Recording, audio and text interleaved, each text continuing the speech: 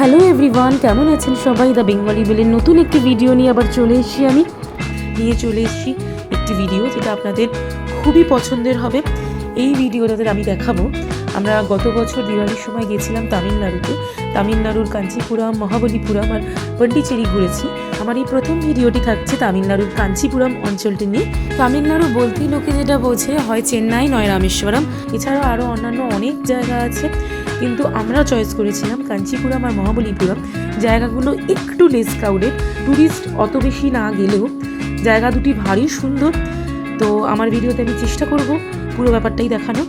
আমরা এখান থেকে এয়ারপোর্টে গেছিলাম, চেন্নাই এয়ারপোর্ট, কলকাতা এয়ারপোর্ট থেকে যাওয়ার সময় দেখতেই পাচ্ছেন দিওয়ালির টাইম যেহেতু ছিল, একটা চারদিকে পুরো আলো দিয়ে সাজানো। ফ্লাইটের টিকিট মোটামুটি 2 মাস আগে কাটলেই ভালো হয়।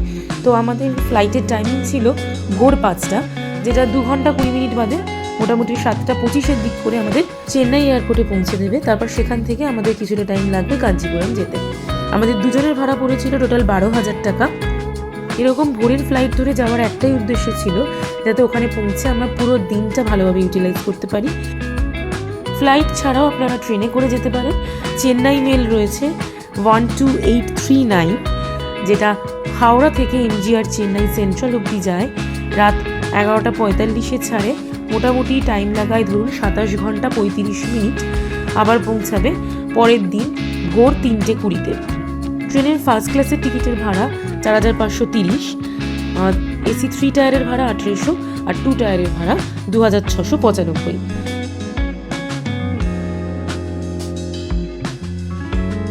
কথা বলতে বলতে আমরা পৌঁছে গেছি চেন্নাই এয়ারপোর্টে। তো ফ্লাইট থেকে নেমেই সামনে কিছুটা এগোতেই যেটা দেখলাম, এরকম ভারী সুন্দর কিছু হাতে বানানো কারুকার্য আছে এদের। এয়ারপোর্টটা এত সুন্দর করে সাজিয়েছে, নিজেদের যে কালচার, নিজেদের খাবার দাবার, নিজেদের লোকজন, সেটা পুরো সুন্দর করে ফুটিয়েছে এরা পুরো এয়ারপোর্টটাতে। সব থেকে যেটা দারুণ লাগলো, এই মধ্যিখানে নটরাজের মূর্তিটা কি অসাধারণ দেখতে। তো সামনে দাঁড়িয়ে কয়েকটা ছবি তুলে এখন আমরা যাচ্ছি বাইরের দিকে। তো এখন আমরা চলে এসেছি চেন্নাই এয়ারপোর্টের একদম বাইরেটায়। এয়ারপোর্টের বাইরে বেরিয়ে এসেই দেখা যাবে এখানে অনেক লোকজন আছে যারা ক্যাবের জন্য কথাবার্তা বলছেন। সামনে অনেকগুলো টোটো রাখা, বড় বড় টোটো। তো এখান থেকে আমরা একটা লোকের সাথে কথা বলে মোটামুটি ফাইনালাইজ করলাম যে কাঞ্চিপুরম যাব একটা ক্যাবে করে। তো এখানে কিন্তু আসার পরে যদি আপনারা কখনো আসেন, আগে ভালো করে দরদাম করবেন, 2-1টা ক্যাবের লোকের সাথে কথা বলবেন, যেটা কম মনে হবে সেটাতেই উঠবেন। আমাদেরটা নিয়েছিল 1500 টাকা ক্যাব ফেয়ার। তো এখন আমরা চলেছি কাঞ্চিপুরমের উদ্দেশ্যে। চেন্নাই থেকে কাঞ্চিপুরম অলমোস্ট 72 কিলোমিটার ডিস্টেন্স। তো 2 ঘন্টার পর যেতে যেতে হালকা একটু ঘুমিয়েও নেবো ভাবছি, কারণ ফ্লাইটে ঠিকমতো ঘুম হয়নি, ভোরের ফ্লাইট ছিল। কিন্তু ঘুমটা আর হলো কই। কিছুটা পথ যেতেই যদি এরকম সুন্দর সুন্দর মন্দির, কালারফুল চারদিকটা দেখে আর মন ঠিক রাখতে পারছিলাম না। তো তাকিয়ে রইলাম, ওই দেখুন দূরে দেখা যায় মন্দির আর নীল আকাশ, তার মধ্যে পুরো সাদা মন্দির, দারুণ সুন্দর একটা পরিবেশ। আচ্ছা, কাঞ্চিপুরমে আমরা ঢুকে পড়েছি অলমোস্ট। তো ঢুকতে ঢুকতে কয়েকটা কথা বলি। কাঞ্চিপুরমকে বলা হয় সহস্র মন্দিরের নগরী। কাঞ্চিপুরম হলো তামিলনাড়ুর 3য় সর্বাধিক জনবহুল জেলা। সদর শহর হলো কাঞ্চিপুরম। সঙ্গম সাহিত্যের পতুপট্টু গ্রন্থ থেকে জানা যায় যে 2500 বছর আগে রাজা তন্ডাইমল ইলান্ডিরান এই শহরে শাসন করতেন। স্বাধীনতার আগে পল্লব, চোল, বিজয়নগর আর ব্রিটিশরা শাসন করত। তো আমরা ঢুকছি এখন আমাদের হোটেলটাতে, রাজন রেসিডেন্সি। আমরা বেশ 4-5টা হোটেল দেখার পরে কিন্তু এই হোটেলটাতে ঢুকছি। আমরা আগে থেকে কোনো বুকিং করে যাইনি, বারবার বলছি আগে থেকে বুকিং করে যাওয়ার কোনো দরকার নেই। কাঞ্চিপুরমে খুব বেশি ক্রাউডেড হয় না, ওখানে আরামসে ঘর পেয়ে যাবেন আপনারা। এই রাজম রেসিডেন্সিটা আমাদের ঘরটা নিয়েছিল 1800 টাকা। আমরা এখানে একদিনের জন্যই থাকবো, তাই ওখানে গিয়েই বুকিংটা করেছিলাম 3-4টে ঘর দেখার পর। এই ঘরটা আমাদের মনে হয়েছিল বেশ বড় সড়ো একটা এয়ারি ঘর। ঘরটায় এখন ঢুকে জিনিসপত্রগুলো রেখে দিয়ে তারপর আমি ঘরটা দেখাচ্ছি পুরোটা।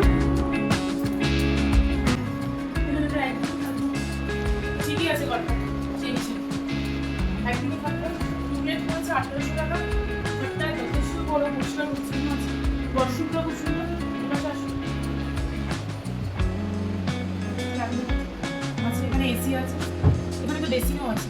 আলাদা করতে আছে, আলাদা করে একটা বেশি আছে। এই যে ওয়াশরুম,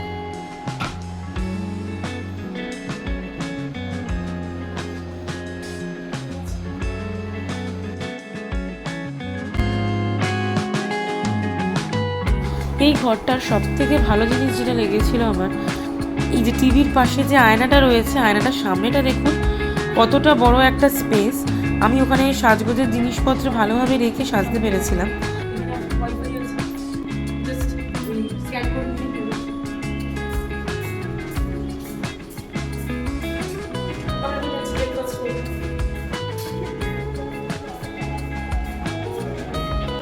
আমাদের হোটেল রাজেন রেসিডেন্সির ঠিক অপোজিটেই হোটেল আবিরামিটা ছিল, তো সেখানেই যাচ্ছি এখন ব্রেকফাস্ট করার জন্য। আমরা এই কাঞ্চিপুরম বাস স্ট্যান্ড এরিয়াটাই বেঁচেছিলাম থাকার জন্য, তার একটাই কারণ এখান থেকে অটো করে যতগুলো দেখার জায়গা আছে সবগুলোই কাছাকাছি, আর জায়গাটাও বেশ জমজমাট, সব কিছুই পাওয়া যাচ্ছিল সেখানে। কী কী খাবার পাওয়া যায় এখানে সেটা একবার আপনাদের দেখিয়ে দিচ্ছি, চাইলে স্ক্রিনশট নিয়ে রাখতে পারেন। একটা হচ্ছে মশলা দোসা, মশলা দোসা হচ্ছে সাম্বার, তারপরে ডালটা চাটনি, দু রকমের চাটনি আছে, আর একটা হচ্ছে অনিয়ন উত্তাপম, ওখানে ওরকম সেম জিনিস। গ্লাস স্টিলের গ্লাসে এটা দোসা উত্তাপম খেয়ে বলবো যে কেমন লাগবে।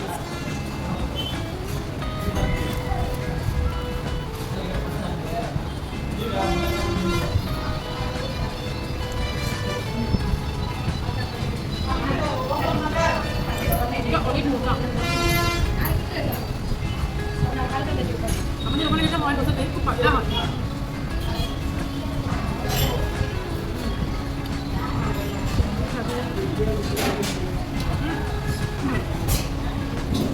দোসাটা অনেকটা একটা পোঙ্গল অর্ডার দিয়েছি। এটা একটা পুরো একদম ভাতটাকে মাখো মাখো করে বানানো, এটা ভাত দিয়ে কিন্তু একটু মশলা দিয়ে খুব বেশি স্পাইসি না। দোসা আর উত্তাপামটা একদম বেশি স্পাইসি ছিল না, এবং স্পাইসি চাটনিগুলো আছে এই সাম্বার দিয়ে মিশিয়ে এটা খেতে হবে। এই যে সাম্বার দিয়ে গেছে আরেকটা এক্সট্রা বালি, ওটা দিয়ে এটা মিশিয়ে খেলে তবে টেস্টটা আরও বেশি ভালো লাগবে। আমরা কাঞ্চিপুরম বাস স্ট্যান্ড এরিয়াটা বেরিয়েছিলাম একটাই কারণে, কারণ এখানটাতে যে হোটেলগুলো আছে প্রচুর মানে অপশনস পাবেন দেখা, আর পকেট ফ্রেন্ডলিও, আর খাওয়া দাওয়ার দোকান তো আছেই। সামনেই একটা ফ্রুট জুসের দোকান, মানে যেখান থেকে আমরা ব্রেকফাস্ট খেয়ে বেরোলাম। এখন আমরা দুটো জুস অর্ডার দিচ্ছি এখানে, একটা পমগ্রানেট আর একটা মুসাম্বি জুস। মোটামুটি রিজনেবল রেটই, অনেকটা বড় বড় গ্লাসে দিলাম, ভরে দিল। তো ওরা এখানে একটাই সমস্যা দেখেছি আমরা, যে ভাষার ব্যাপারটা ওরা বুঝতে পারছে না, ইংলিশও বুঝতে পারছে না, নিজেদের লোকাল ল্যাঙ্গুয়েজেই কথা বলছে, তামিলে। কিন্তু আমাদের একটু ইশারা করে বোঝাতে হচ্ছিল, বাট স্টিল কোনো প্রবলেম হয়নি। লোকজন ভীষণ ভীষণ ভালো। আর আমরা একটু পরেই যাবো বাস স্ট্যান্ডের দিকে। এখানে গাড়ি ঘোড়ার ফেসিলিটিটা এত বেশি ছিল বাস স্ট্যান্ডে, তো আমাদের আশেপাশে মন্দিরগুলো ঘুরে দেখার জন্য একটা অটো ঠিক করতে খুব একটা বেশি বেগ পেতে হয়নি। সমস্ত ট্যুরিস্ট স্পটগুলোই মোটামুটি আশেপাশেই।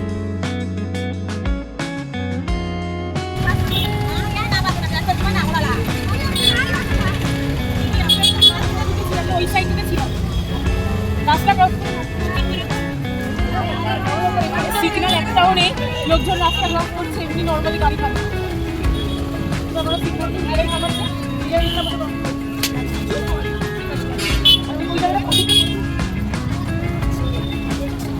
বিশাল এখানে মিষ্টি মিষ্টি মিষ্টি ওই সাইডটা বিভিন্ন মিষ্টি নোনতা, এই সাইডটা ফলের মার্কেট আর কি, ফুলও বিক্রি হচ্ছে। সন্ধ্যেবেলা হচ্ছে ফুলের মালা নেবে, কলার কাঁদি দিলে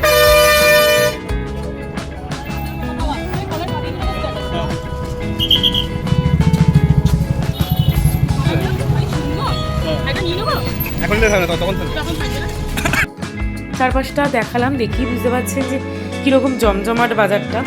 তো এখন আমরা যাচ্ছি কয়েকটা টুকিটাকি জিনিস কিনতে দোকানে, সেই দোকানেই ঘুরছি।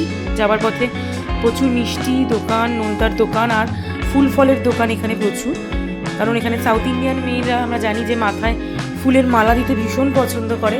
তো ভ্যারাইটিস ফুলের মালা এখানে পাওয়া যাচ্ছিল। কথা বলতে বলতে বাসগুলো যেখানে দাঁড়ায় সেখানে চলে এসেছি আমরা।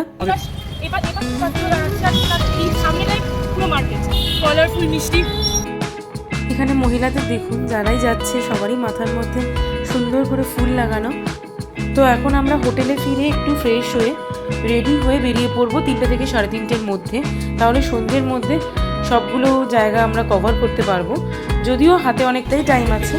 তো এখন আমরা রেডি হয়ে বেরিয়ে পড়েছি মালা কিনতে।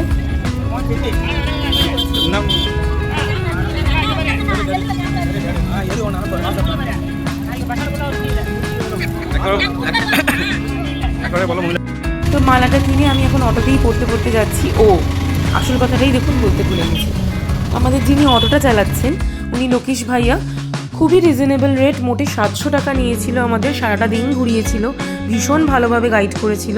তো কথা বলতে বলতে চলে এসেছি প্রথম মন্দিরে, কামাক্ষী আম্মাম মন্দির। এটি দেবী পার্বতীর কামাক্ষী রূপের জন্য উৎসর্গীকৃত। এটি 60টি শক্তিপীঠের অন্যতম। মন্দিরটি 6ষ্ঠ শতাব্দীতে পল্লব রাজা নির্মাণ করেন। মন্দিরের গর্ভগৃহে একটি কামাকটি গুহা আছে। এখানে বরাহ রূপে বিষ্ণুর একটি মন্দিরও আছে। মন্দিরে কামাক্ষী 5টি রূপে পূজিত হন। আর সকাল 6টা থেকে দুপুর 12:30 অবধি খোলা থাকে মন্দির। আবার মন্দির খোলে বিকেল 4টে থেকে রাত 8:30 অবধি। তো মন্দিরের ডিটেলস আমরা শেয়ার করলাম, আর স্ক্রিনেও আমি লিখে দিচ্ছি যাতে অসুবিধা না হয়। তো এখন আমরা আছি মন্দির চত্বরটায়। কি অসামান্য সুন্দর, অসাধারণ পরিবেশ, আমি হয়তো বলে বোঝাতে পারবো না। আমরা এই জায়গাটা দাঁড়িয়ে কিছুটা ফিল করেছি, এই জলের সামনেটাতে একটা স্বর্গীয় পরিবেশ। মন্দিরের ভেতর হই হট্টগোল চিৎকার চেঁচামেচি কিছু নেই, সবাই সবার মতো একটা শান্ত পরিবেশ বজায় রাখছে। আর সামনের এই চাতালটাতে অনেকেই দাঁড়িয়ে ছবি তুলছেন, কেউ বা মাঝে মাঝে বসে একটু রেস্টও করে নিচ্ছেন। তো মেন মন্দিরের দিকে আমরা এগোচ্ছি।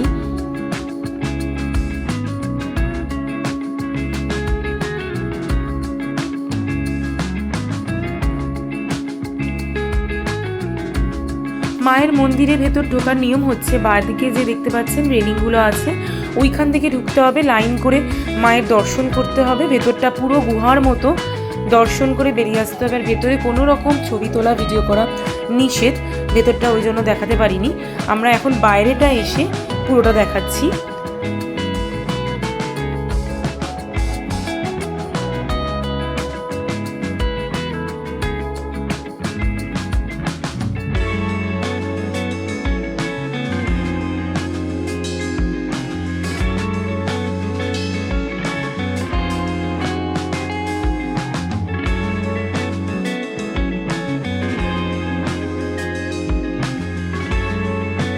মন্দিরে ঢোকার মুখেই একটা দিকে দেখুন প্রসাদ দেওয়া হচ্ছে। এখানে সেই একটা লাইন মেনটেন করে সবাই প্রসাদ নিচ্ছে। মন্দির চত্বরে অনেকগুলোই ছোট ছোট মন্দির আছে, ছোট বলাটাই ভুল অ্যাকচুয়ালি, মোটামুটি বড় সাইজেরই মন্দির, কিন্তু যেহেতু চাতালটা চত্বরটা অনেক বড় সেহেতু মনে হচ্ছে ছোট ছোট। তো আমরা সেখান থেকে বেরিয়ে এসেছি। এখন আমরা পৌঁছে গেছি একাম্বরানাথন মন্দিরে। এটি দক্ষিণ ভারতের অন্যতম বৃহত্তম শিব মন্দির। মন্দিরের সামনেটায় আমরা চলে এসেছি অটো নিয়ে। তো মন্দিরে ঢোকার মুখেই দেখছি বানর বাহিনী ওপরে পাঁচিল দিয়ে বেয়ে বেয়ে ঘুরে বেড়াচ্ছে। এইখানে মন্দিরটা আবার একটু অন্যরকম। আমরা যে সামনের গেটটা দিয়ে ঢুকলাম, প্রচণ্ড উঁচু একটা পাঁচিল ছিল। এখন সামনেটা এমনি নর্মাল একটা জায়গা যেখানে অনেক গাড়ি রাখা আছে। তো আমরা এখন এই দিকটা দিয়ে যাব। এখানে অনেক ফুল ফল মালা বিক্রি হচ্ছিল পুজো দেওয়ার জন্য। এটা কিন্তু আবার সেকেন্ড গেট, এটা মেন মন্দিরের সামনে। তো আমিও একটা ছোট্ট ডালা নিয়ে নিয়েছিলাম পুজোর জন্য। তো এবার মন্দিরটা সম্পর্কে কিছু কথা বলি। এই মন্দিরের শিবলিঙ্গটি মাটি দ্বারা নির্মিত। 600 সালে পল্লব রায় এটা নির্মাণ করেন। মন্দিরের প্রধান আকর্ষণ হলো একটা গোপুরম, প্রায় 57 মিটার উঁচু, যেটা আমরা ঢোকার সময় পেলাম। এছাড়াও এখানে 1000টা স্তম্ভের হল বা আরিয়াম কাল মণ্ডপম রয়েছে। বিশ্বাস করা হয় দেবী পার্বতী একাগ্রচিত্তে শিবের পুজো করেছিলেন এখানে। এখানে 3500 বছরের পুরনো আম গাছের নিচে শিবের পুজো করা হয়। এই মন্দিরে ভোগ পাওয়া যায়। মন্দিরের টাইমিং হচ্ছে ভোর 6টা থেকে দুপুর 12:30, আবার বিকেল 4টে থেকে 8:30। তো আমরা এই বিকেলের স্লটটাতেই সব মন্দিরগুলো দর্শন করছিলাম। বিকেলে যেহেতু হালকা হালকা রোদটাও পড়ে যায়, দর্শন করার একটা ভালো পরিবেশ। আবার একদম যদি ভোরবেলায় কেউ দর্শন করতে চায় তাহলেও সেক্ষেত্রে একটা খুব সুন্দর পরিবেশ পাওয়া যাবে। দেখতেই পাচ্ছেন দুপাশে পুরো স্তম্ভের মেলা, অনেকগুলো স্তম্ভ এখানে। আর প্রচুর শিব মন্দির সারি দিয়ে আমি দেখাচ্ছি এই সাইডটা। এই যে শিবের মূর্তিও যেমন আছে শিবলিঙ্গ, তেমনি আবার নন্দী ভৃঙ্গিও আছে এখানে। আর এই পাশে এদের সাউথের কিছু নিজস্ব দেবদেবী, লোকাল দেবদেবী, তাদের মূর্তি এরা রেখেছে। কি অসাধারণ সুন্দর দেখুন, পরপর শিবলিঙ্গগুলো এরকম সারি দিয়ে লম্বা করে রাখা, বড় বড় শিবলিঙ্গ। যতটা আমার স্ক্রিনে দেখা যাচ্ছে এটা আমাদের ছোট মনে হচ্ছে।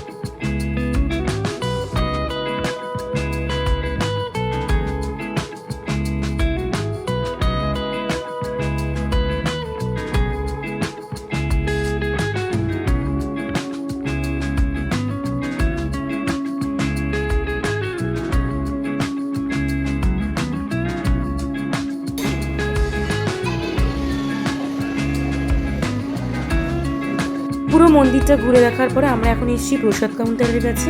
এই জায়গাটাও বেশ ভিড়, অনেকেই প্রসাদ কিনছে। এদের প্রসাদের ধরন একটু আলাদা, একটু বেশি করেই নিলাম, কারণ বাইরে লোকেশ ভাইয়াকেও আমরা একটু দেবো।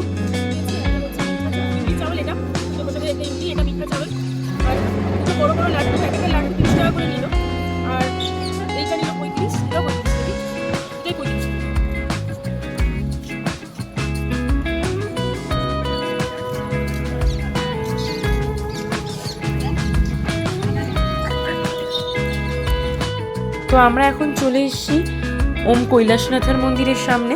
মন্দিরের সামনেটা এরকম পিতলের প্রচুর ঠাকুরের মূর্তি বিক্রি হচ্ছিল। তো এখন অলমোস্ট বিকেল গড়িয়ে গেছে। তো আমরা এখন মন্দিরে ঢুকবো। মন্দিরের বাইরেটায় প্রচুর স্কুটি, বাইক, অটো পার্ক করে রাখা। বাইরে থেকে অনেকটা একরকম মনে হলেও প্রত্যেকটা মন্দিরই দেখতে আলাদা।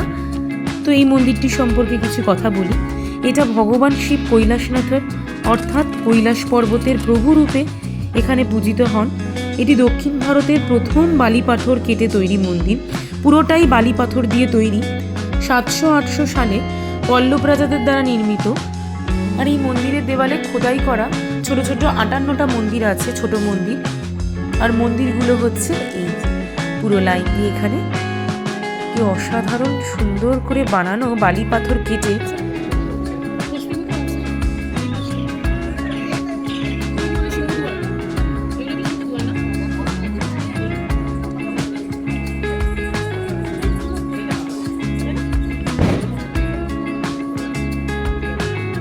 আমরা এখন সামনে যে লাইনটা দেখতে পাচ্ছি এটা মন্দিরে পুজো দেওয়ার লাইন। এই লাইনে আমরা দাঁড়াবো। এখানে কোনো মন্দিরেই ভিআইপি লাইন বলে কিছু নেই, একটা করেই লাইন হয় এবং সেই লাইনে দাঁড়িয়ে মানুষ পুজো দেয়। কোনো রকম পান্ডার ব্যাপার নেই। মন্দিরের ভেতরে একজন পুরোহিত থাকেন এবং ডালা আপনি যেরকম চাইবেন সেরকম ডালায় পুজো দিতে পারেন বা কোনো ডালা ছাড়াও পুজো দিতে পারেন। এত সুন্দর কারুকার্য, খুব কাছ থেকে দেখার লোকটা সামলাতে পারলাম না। আমিও যেমন দেখলাম আপনাদের একটু দেখাই। এত সুন্দর পাথর কেটে করেছে এরা। এখানে সামনে একটা কার্তিকের মূর্তি। এরা এখানে কার্তিক ঠাকুরকে ভীষণই মানে। শিব দুর্গার সাথে সাথে কার্তিক গণেশের পুজোও খুব হয় এখানে। প্রত্যেকটা মন্দিরের টাইমিংই অলমোস্ট সেম। বিকেলের পড়ন্ত আলো মন্দিরটা কেমন দেখায় সেটাই আপনাদের একটু দেখাচ্ছি। এই মন্দিরে আমাদের প্রায় সন্ধে হয়ে গেছিল। তো এখন আমরা চলে এসেছি বৈকুণ্ঠ পেরিমালের টেম্পল। এটা একটা বিষ্ণু মন্দির। বিষ্ণু মন্দিরে ঢোকার সময় দেখুন আকাশটা কি ভারী সুন্দর লাগছে। সবে সবে সন্ধে নেমেছে, চারপাশের আলো জ্বলে গেছে। সামনে ঢোকার মুখেই দুটো পাশে মন্দিরে ঢোকার মুখে উপরে দেখতে পেলাম গরুর দেব, দুটো মূর্তি দেখতে পাচ্ছেন। এটা অ্যাকচুয়ালি গরুর দেবের মূর্তি। বিষ্ণু মন্দির বলেই বোধ হয় এইরকম ব্যবস্থা। এই মন্দিরটি 8ম শতাব্দীতে পল্লব রাজাদের দ্বারা নির্মিত। ভগবান বিষ্ণুর একটা বিখ্যাত মন্দির। এটা 108টা বৈষ্ণব তীর্থস্থানের অন্যতম। এখানে 3টে গর্ভগৃহ আছে। এখানে ভগবান বিষ্ণু বসা, দাঁড়ানো এবং শোয়া এই 3 ভঙ্গিতে পূজিত হন। আর মন্দিরের টাইমিং তো আগেই বলা আছে, সব মন্দিরের জন্যই সেম।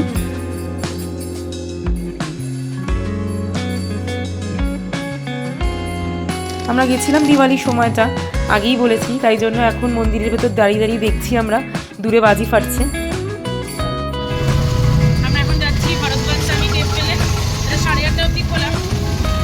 মন্দিরের বাইরে অটোটা পার্ক করে এখন আমরা মন্দিরের পেছন দিক দিয়ে ঢুকছি। এটাই একটা রাস্তা।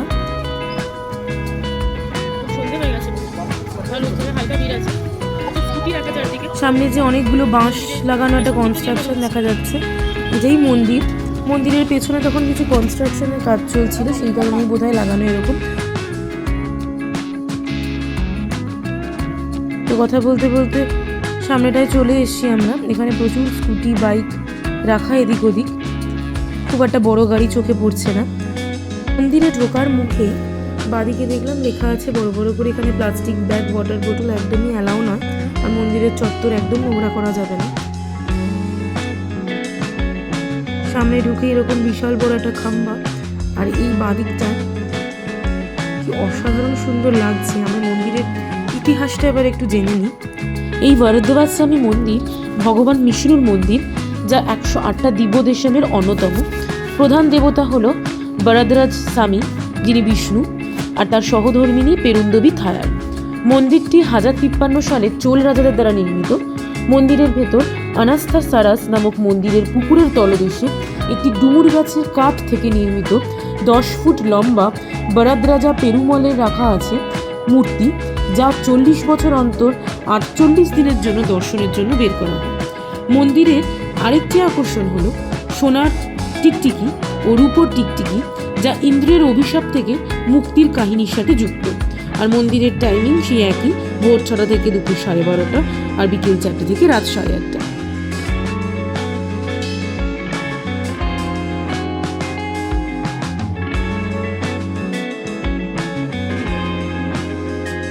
মন্দিরটি এখানে খালি খালি মনে হলো।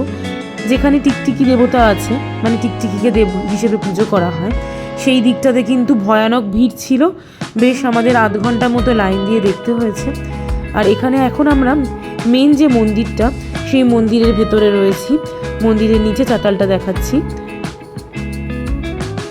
এখন যে লাইন ধরে আমরা উঠছি, মোটামুটি ওই ভিড়টা পেরোনোর পরই টিকটিকিদের দর্শনের জন্য যাচ্ছি। এখানে কিন্তু আলাদা করে টিকিট কাটতে হবে, 50 টাকা করে টিকিট পার হেড।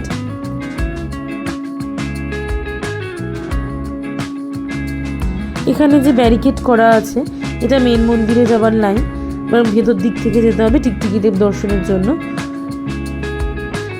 আর এখান থেকে যে সিঁড়িটা উঠে গেছে, এখানে ভেঙ্কটেশ্বর স্বামী আছেন। তো আমরা মন্দিরের ভেতরে, চাতালটা এত বড়, সেখানেই বেশ কিছুক্ষণ ঠান্ডার মধ্যে একটু ঘোরাফেরা করলাম। এরপরে আমরা বাইরের দিকে আসব। বাইরে ঢোকার মুখেই আমরা এই জায়গাটা দেখেছিলাম, যেটা সহস্র থাম্বা।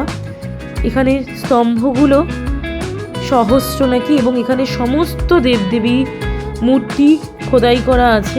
এটার একটা আলাদা টাইমিংও আছে, কিন্তু এখন দেখছি এটা গেট বন্ধ, সুতরাং ভেতরে আমরা ঢুকতে পারলাম না।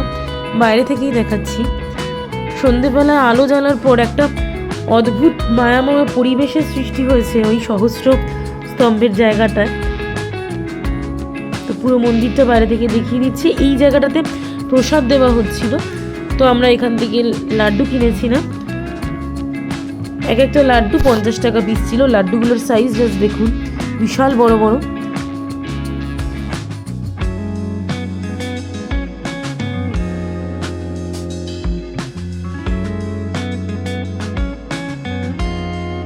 তো সৌরভ গিয়েছিল লাড্ডু কিনতে, 2টো লাড্ডু নিয়ে এসছে। মোটামুটি 2টো লাড্ডু খেয়ে দুজনের মনে হচ্ছে ডিনার হয়ে যাবে, এত বড় বড় লাড্ডু। তো লাড্ডুগুলো খেতেও দারুণ ছিল। তো আমরা ওখানে বসে লাড্ডু খেয়ে এখন অটো করে যাচ্ছি। কোথায় বলুন তো? যাচ্ছি আমরা কাঞ্চিপুরম সিল্কের দোকানে। লোকেশকেই বললাম, লোকেশনটা ওর পরিচিত ভালো দোকানে আমাদের নামালো। তো শাড়ির দোকানটাতে ঢুকে জাস্ট চোখ তো পুরো ছানা বড়া, 2 ধারে থরে থরে শাড়ি। আর কাঞ্চিপুরম সিল্ক তো পৃথিবী বিখ্যাত, সবাই জানে। তো এখানে দেখলাম প্রচুর স্টাফ রয়েছেন, বেশিরভাগই মহিলা। তারা বিভিন্ন মহিলাদের দেখাচ্ছেন তাদের শাড়ি বের করে, যে যেরকম শাড়ি পছন্দ করছে। তো আমাকেও দেখাতে শুরু করলো অনেকগুলো শাড়ি। দারুণ একটা ব্যাপার, মাটিতে বেশ বড় বড় কাপড় পেতে সমস্ত দুধার থেকে র্যাক থেকে কাপড় নামিয়ে নামিয়ে একটা একটা করে দেখাচ্ছে। আর কাপড়গুলো কিন্তু এরকম সুতো দিয়ে বাঁধা। আর দোকানের কালেকশনও ছিল প্রচুর, পুরো দেখুন থরে থরে সাজিয়ে দিচ্ছে শুধু শাড়ি। আমি আর ওপরে বসে দেখতে পারলাম না, নিচেই ওদের সাথে বসে শাড়ি দেখতে শুরু করে দিলাম।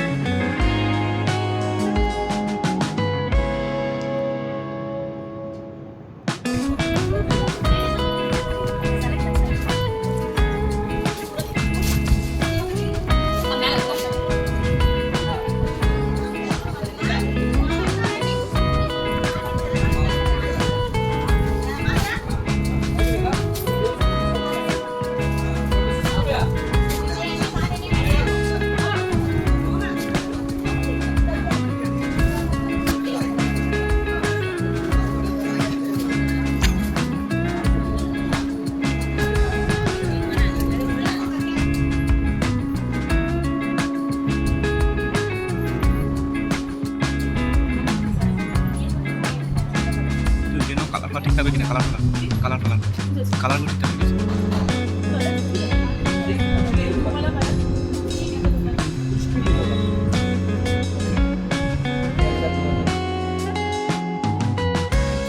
তো শাড়ি কেনার পর মনে হলো সৌরভের জন্য একটা ধুতিও কিনে নিই।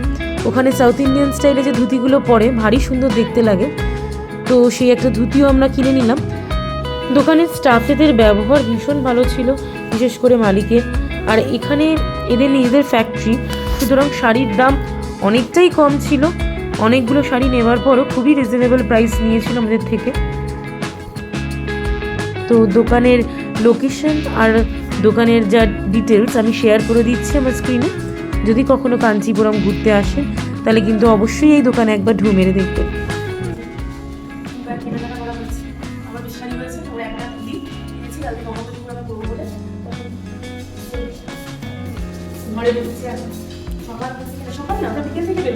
বিকেল থেকে বেরিয়ে লাস্টে বেঙ্কটেশ্বর মন্দিরে এই সব এনার্জি লস হয়ে গেছে, কারণ ওখানে যে ওই গোল্ডেন রিজার্ভ আছে ওটা দেখতে গিয়ে। তো রাত 8টার দিকে আবার আমরা বেরিয়েছিলাম একটু বাইরে চা খেতে। সৌরভের একটু ঠান্ডা ঠান্ডা মতো লেগেছিল, ভিডিওতে শুনেও থাকবেন মাঝে মাঝে কাশছে, তো সেই জন্য বললো চলো একটু চা খেয়ে আসি। তো চা খাওয়ার পর আমরা এদিক সেদিক একটু হাঁটাহাঁটি করলাম চারপাশটা পায়ে হেঁটে। তো মনে হলো রাতের ডিনারটা করে নিই। তখন বাজে অলমোস্ট ওই রাত 10টা।